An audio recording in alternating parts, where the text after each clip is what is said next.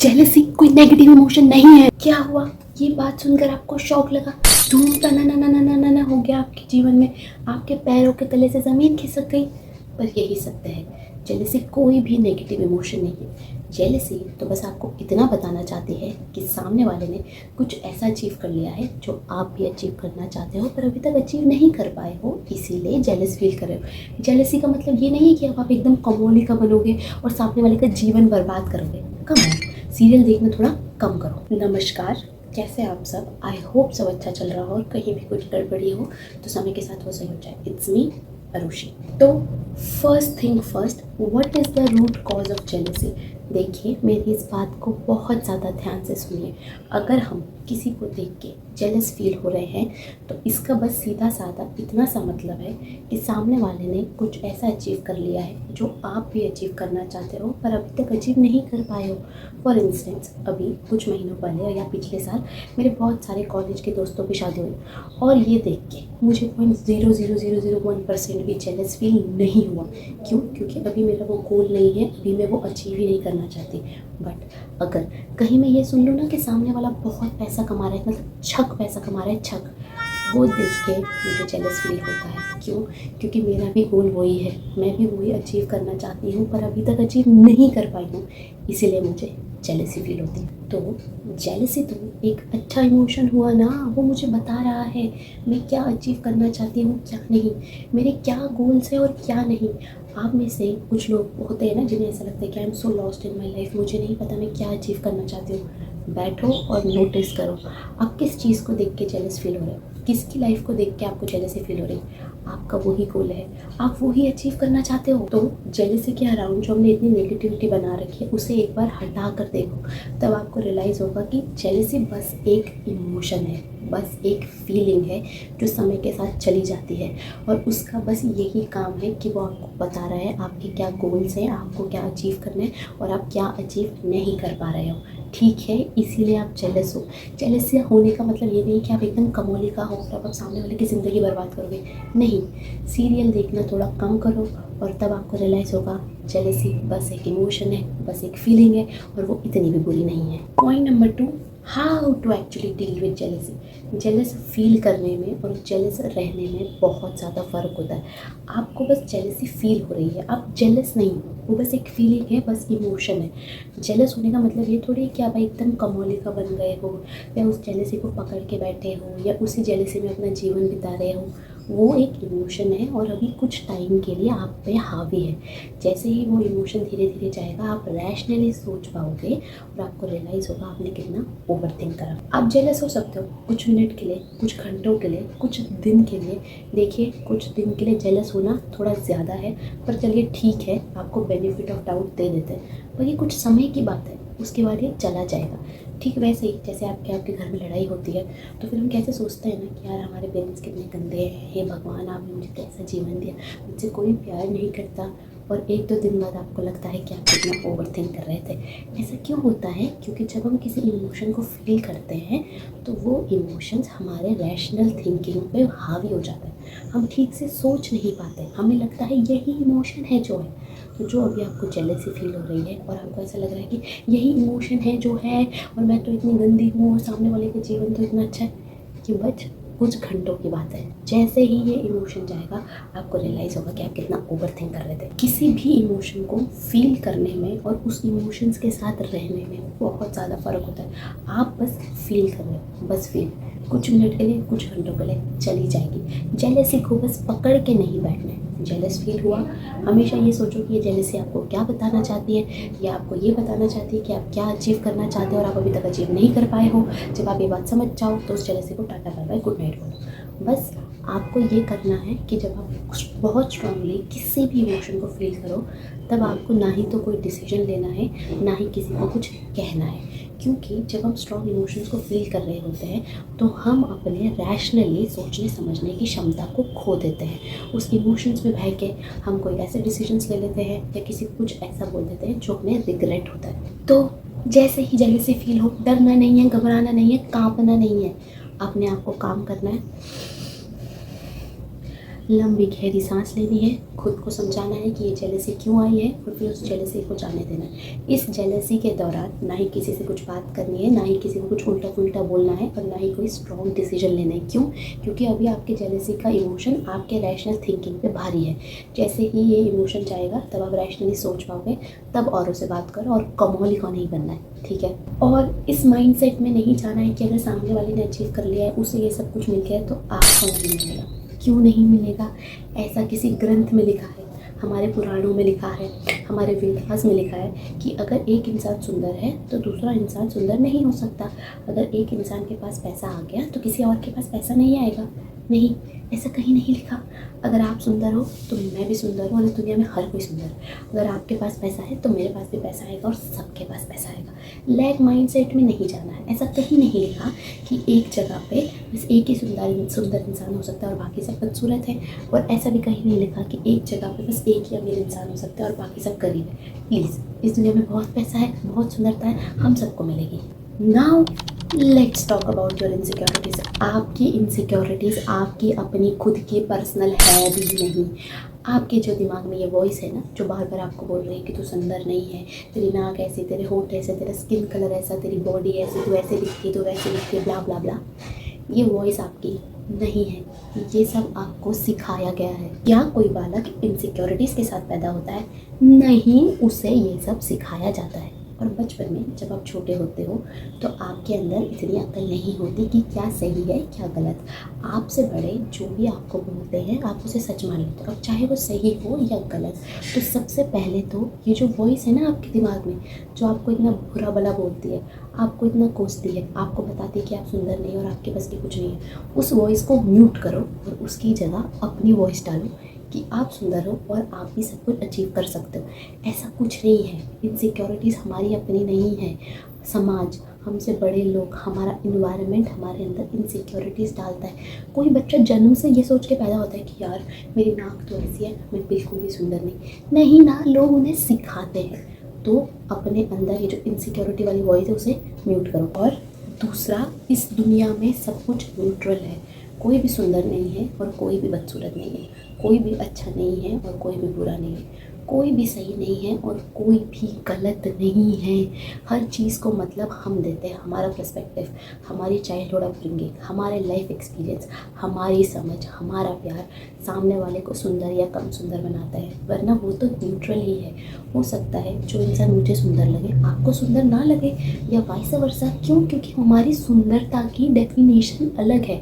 इसका उस इंसान से कोई लेना देना नहीं, वो तो न्यूट्रल है, वो तो बस इस दुनिया में एग्जिस्ट कर रहा है। हम अपनी समझ के हिसाब से उन्हें सुंदर या कम सुंदर बना रहे हैं। तो इस दुनिया में ना सब कुछ न्यूट्रल है, सब कुछ सही गलत नहीं है, कुछ अच्छा बुरा नहीं है। हम चीज़ों को मतलब देते हैं हम। तो हम सब सुंदर हैं और हम सब सुंदर नहीं भी हैं, क्योंकि इस दुनिया में सब न्यूट्रल है। तो ये तो आप पे डिपेंड करता है ना कि आप अपने आप को किस नज़र से देखते हो। ये बोलना शुरू करो कि आप सुंदर हो। ऐसा क्या है? मतलब आप एक चीज़ मुझे ऐसा कमेंट सेक्शन में लिख के बता दो कि ऐसा क्या है जिसकी वजह से आपको लगता है कि आप सुंदर नहीं हो। और प्लीज़ कम ऑन, ये सब मत बोलना मेरी नाक कैसी है, मेरी आँख ऐसी है, मेरे होंठ ऐसे। कौन बैठा है यहाँ इंच टेप लेके ये नापने के लिए कि आपकी नाक कितने इंच की है, आपकी आँखों के बीच कितना गैप है, आपके होंठ कितने प्लम्ब है? कोई नहीं बैठा, कोई भी नहीं बैठा। किसी ने ठेका नहीं ले रखा है किसी को सुंदरता का सर्टिफिकेट देने का। और ये जो आपको लगता है ना कि आपके सोशल मीडिया के स्टार एकदम परफेक्ट है, तो मतलब इस इल्यूजन से बाहर निकलो। कोई भी परफेक्ट नहीं है। आपको लगता है वो फ़ोटोज़ परफेक्ट है जो इतनी एडिटेड है ना, जिस पे इतने फिल्टर्स लगे, वो फ़ोटोज़ परफेक्ट है? नहीं भाई, वो सब एक इल्यूजन है। अपने इस इल्यूजन से बाहर निकलो, नॉर्मल दुनिया में आओ। और जब आप नॉर्मल लोगों को देखोगे तो आपको लगेगा हम सब एक ही जैसे दिखते हैं, हम सब इंसानों के जैसे दिखते हैं। और इंसान ऐसे ही दिखते हैं। किसी की आँख किसी तरह की होगी, किसी की नाक किसी तरीके की होगी, किसी के लिप्स किसी की तरह होंगे, क्योंकि हम सब इंसान हैं ना, जानवर नहीं जो एक ही जैसे दिखे। Please please please social media की दुनिया से बाहर आओ, नॉर्मल लोगों की स्किन को देखो, तो आपको रियलाइज़ होगा कि नॉर्मल लोगों के एक्ने भी होता है, एक्ने स्कार्स भी होते हैं, डार्क सर्कल्स भी होते हैं, सब कुछ होता है। क्योंकि हम इंसान हैं और अभी हम जिंदा हैं, तो एक्ने तो होंगे ही, एक्ने स्कार्स तो आएंगे ही, है ना। तो इसीलिए पॉइंट नंबर 4 और आप सभी का सबसे प्रिय question, is pretty privilege real? Of course it is, but pretty privilege का ये अर्थ नहीं है कि आपकी आंखों के बीच इतना गैप है, ज़रा मैं इंच टेप से नापूं और अगर इतना गैप आया तो आप सुंदर हो। आपके लिप्स कितने प्लम्प हैं, ज़रा मैं नापूं। आपका चेहरा कितना लंबा है, ज़रा मैं नापूं। आप लोगों ने अपना माथा किसी दीवार से मार लिया है क्या, जो आपको लगता है ये सब प्रिटी है? नहीं भाई, प्रिटी प्रिविलेज का अर्थ है आपकी ओवरऑल पर्सनैलिटी। आप सबको कितने प्यार से ट्रीट करते हो, आप सबकी कितनी रिस्पेक्ट करते हो, आप खुद को कितने अच्छे से ट्रीट करते हो, आप खुद को कितने अच्छे से ग्रूम करते हो। कहीं आपको देख के ऐसा तो नहीं लग रहा कि लास्ट आप होली पे नहाए थे?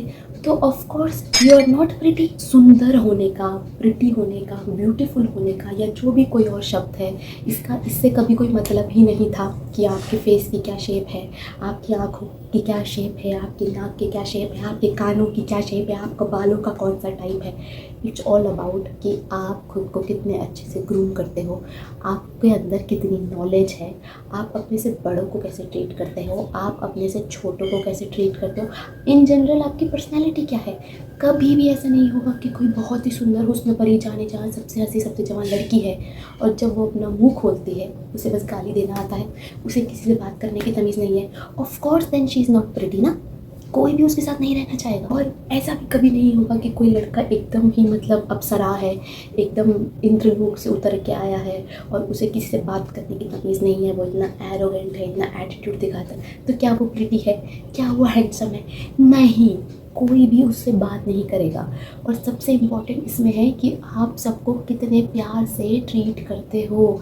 बहुत बार ऐसा हुआ है मेरे साथ कि लोगों को ये याद नहीं कि मेरा नाम क्या है, बस उन्हें ये याद है कि मैंने उन्हें कितने प्यार से ट्रीट किया। ऑफ कोर्स मैं अपनी पढ़ाई नहीं कर रही हूँ, बट ये सत्य है। मुझे भी पहले आप लोगों की तरह यही लगता था कि यार मैं इतनी कोशिश करती हूँ कि सबको इतने प्यार से ट्रीट करूँ, इतने अच्छे से ट्रीट करूँ, कोई मेरे एफर्ट्स को नोटिस नहीं करता। बट रिसेंटली बहुत सारे इंसिडेंट मेरे लाइफ में ऐसे हुए जिससे मुझे रियलाइज़ हुआ कि लोग नोटिस करते हैं। भले ही वो आपके मुँह पर आपकी तारीफ़ ना करें, भले ही वो आपके मुँह पर ना बोले कि यार तू सबको कितने अच्छे से ट्रीट करती है, कितनी अच्छी बात है, बट हर कोई नोटिस करता है। And that is what being pretty is. ऐसा नहीं है कि कोई इंच टेप लेके बैठा है आपकी आंखों के बीच की चौड़ाई नापने में, और अगर कोई बैठा भी है तो आप खुद सोचो ना वो कितने वेले होंगे। जिन लोगों ने ये ब्यूटी स्टैंडर्ड्स बनाए हैं वो कितने वेले होंगे यार।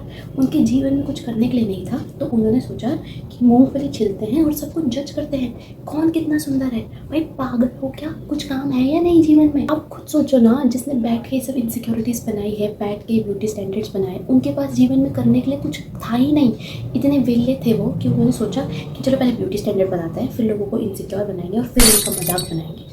वेले कहेंगे। आप हमेशा नोटिस करना, जिस इंसान के जीवन में करने के लिए कुछ होगा, वो अपने जीवन में खुश होगा, somebody who will have a life to live, वो कभी आपका मजाक नहीं उड़ाएगा। ठीक है, मजाक वही बनाते हैं इनसिक्योरिटीज़ का जिनके पास करने के लिए कुछ नहीं है।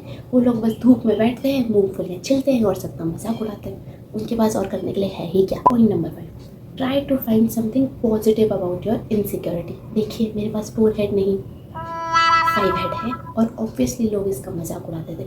लोग मुझे बोलते थे कि इस पर फुटबॉल ग्राउंड बना ले। मतलब पहली बात तो अगर ये पॉसिबल होता तो मैं कब का फुटबॉल ग्राउंड बना लेती और इतना पैसा कमाती और मैं वर्ल्ड यंगेस्ट बिलियनर बन जाती, पर ये पॉसिबल नहीं है तो मैं ये कर नहीं पाई और ना ही मैं पैसे कमा पाई। दूसरा, मैंने कभी तो यूट्यूब शॉर्ट्स में कहीं देखा था कि कोई एस्ट्रोलॉजर बता रहा था कि जिनके चौड़े माथे होते हैं वो लोग लकी होते हैं। तो मैं अब इसी बात को मानती हूँ कि मैं बहुत ही ज़्यादा लकी हूँ। ऑल्दो मैं कितने लकी हूँ ये तो आप मेरे सब्सक्राइबर्स और वीडियो पे व्यूज़ देख के ही बता सकते हैं कि आरुषि ढोंडियाल कितनी ज़्यादा लकी है। बट कोई बात नहीं, फिर भी मान लेते हैं। क्यों? क्योंकि ये मेरे इनसिक्योरिटी के बारे में एक पॉजिटिव पॉइंट है। ये मुझे एक पॉजिटिव आउटलुक देता है कि भाई जिन लोगों के चौड़े माथे होते हैं ना वो लकी होते हैं। तीसरा, अगर अरब देशों के बाद तेल कहीं पाया जाता है तो वो आरुषि ढोंडियाल की स्किन में मिलता है। ठीक है, इतनी ज़्यादा ज़रूरत से ज़्यादा ऑयली स्किन है। इतनी ऑयली स्किन है कि मैं पूरे ख़ानदान के बाल में तेल लगा सकती हूँ। ठीक है, बट फिर मैंने कहीं पढ़ा कि जिन लोगों की ऑयली स्किन होती है तो वो थोड़ी लेट एज करती है, मतलब उनके रिंकल्स वगैरह कम पड़ते हैं, है ना, वो ज़्यादा टाइम तक यंग दिखते हैं। तो now I am very happy about my oily skin. क्यों? क्योंकि मुझे मेरी इनसिक्योरिटी के बारे में एक पॉजिटिव आउटलुक मिला। तो अब अगर मेरे ऑयली स्किन के चलते मेरे मुंह पे एक दो एक्ने हो भी जाते हैं, देखिए एक दो तो कभी नहीं होते, हमेशा 15-20 ही होते हैं, छोटे छोटे एक्ने हो भी जाते हैं, तो मैं सोचती हूँ कि छोड़ आरुषि, एक्ने हुए तो क्या हुआ, तेरी स्किन तो ज़्यादा टाइम तक यंग रहेगी ना, तो मुझे उस टाइम पे वो एक्ने झेलने की थोड़ी शक्ति मिलती है। तो आप लोग भी ऐसे ही करिए, अपनी इनसिक्योरिटी को लेके कोई पॉजिटिव चीज़ ढूंढिए, मिलती है तो ठीक है, नहीं मिलती तो खुद से बना लो कि मेरी नाक इसलिए इतनी चौड़ी है ताकि मैं ज़्यादा सांस ले पाऊँ और मेरी बॉडी में ज़्यादा ऑक्सीजन रहे, कुछ भी बना लो, कुछ भी, कोई फ़र्क नहीं पड़ता वो कितनी सत्य है कितनी झूठ है, ठीक है, वो रियलिटी है भी या नहीं, साइंटिफिकली प्रूवन है भी या नहीं, कोई फ़र्क नहीं पड़ता, मान लो। मैं एस्ट्रोलॉजी भी नहीं मानती इतना, पर मैं ये मानती हूँ कि चौड़े माथे वाले लोग बहुत ही ज़्यादा लकी होते हैं, क्योंकि इससे मुझे शक्ति मिलती है। तो आप लोग भी ऐसा कुछ ढूंढ लो, मिले तो ठीक है, ना मिले तो खुद बना लो। और ऐसा तो कभी नहीं होगा कि आप में से कुछ लोग कमेंट सेक्शन में लिखो कि नहीं नहीं नहीं आरुषि, मेरे बारे में तो कुछ पॉजिटिव नहीं है। इट्स इम्पॉसिबल, ये वाहियात बात है। अगर किसी चीज़ को लेके नेगेटिव आउटलुक है तो उसी चीज़ को लेके पॉजिटिव आउटलुक ज़रूर होगा, तो वो पॉजिटिव आउटलुक ढूंढो और फिर आपको अपने इनसिक्योरिटीज़ को झेलने की थोड़ी शक्ति मिलेगी। Point number 6, people are just immature.